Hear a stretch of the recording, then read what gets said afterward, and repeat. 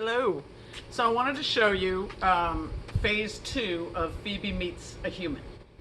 Phase 1 is us teaching Phoebe the back so that she understands that if pressure starts to feel uncomfortable when she's meeting a human, that she has the option to just vacate, to just go back. She feels the pressure, she goes back.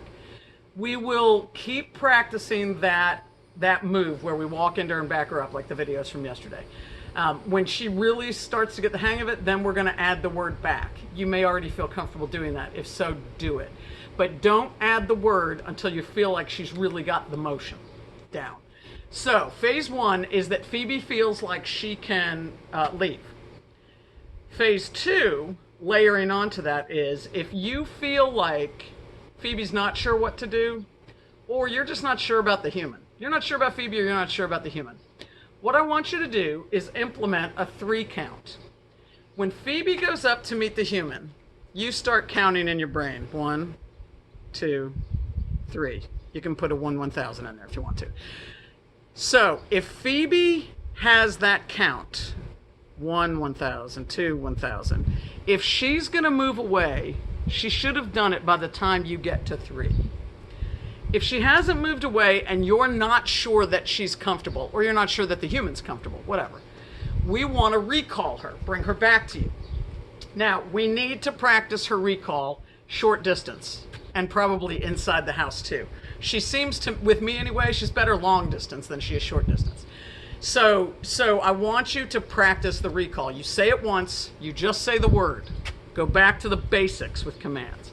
You say come, and if she doesn't come immediately, if she does not turn on her heels and come to you, you say it again and you give her the e-collar signal. No playing around. You say it no more than twice. Now, she has been trained, it's the same way that I train dogs with recall. I just want them to come around into my space. I don't expect a dog to come and post up in front of me. Phoebe does not come and post up, which is fine. That's a good recall if she's hanging out in your space and you keep moving.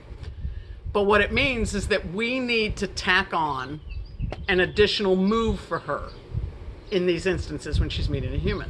So what we're going to add is the word here. You say come, you get her to come, and she starts to float around your space. And then you're going to add the command here. The command here imitates what a lot of agility dogs are trained to do. Agility dogs, before they start to run for a competition, before they do a course, they're told, a lot of people will use the word ready. I imagine it's different for different people. But the dog is trained, when the owner says ready, the dog comes and sits next to them. So does a U-turn and boom, sits right here. That's what we're going to teach her to do. It's a high repetition kind of thing. Normally when we train a dog to do this, we're luring them with a treat that they love. So it's like, ooh, we lure them into a U-turn and then up to our side. That's the traditional way to do it. But I didn't want to screw around with treats today because I wanted to make sure that when I see Phoebe tomorrow, you can bring me treats that you know are high value and also okay for her belly. So that's your homework. Anyway, normally we lure, but what I'm doing without the treats is I'm using a little slip lead to accomplish the same thing. And here's what you're going to see. I let Phoebe drift out and then I tell her come. So she starts moving toward me, and when she's a couple of feet out, I'm going to say here. And when I say here, I start luring her. Notice I'm stepping back. I'm luring her into a U-turn and then stepping back with it. As I bring her up to my side, I step up. So I'm moving with her, step back, and then boom. And then I'm going to give her a little tug on the leash so that she sits. I'm not going to use the word sit. This is a 1 command thing. It's here. So if she's coming to me and she gets a couple feet out, I say the command 1 time. Here. And then I steer her around and boom. Let me show you. Let's go, big girl. Come on, boo-boo.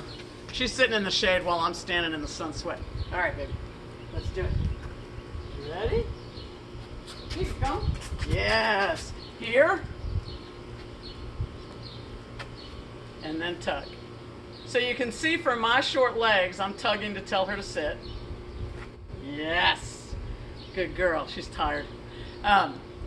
With my short legs, she almost just has to pivot. When you're doing this, she'll do more of a U-turn. Let's do it again, baby. Come on. Come on, big girl. Come on. Here we go. Phoebe, come. Yes. Here. Yes.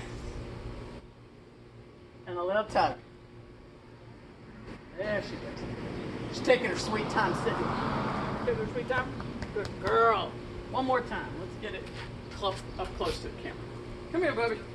I know. Last one, baby. Last one. Phoebe, come. Here. Short lead. Step back and step in. And then she sits. Yes, ma'am. Good girl. Good girl. You very good. You very good. Yes, you are. So you get the idea. You're stepping back, steering her around, and then boom. So what we want to do, I'm going to be doing reps of those. Good girl. I'm going to be doing reps of those. If you can get Connor to do them, it's pretty simple, but he needs to be crisp in his movement.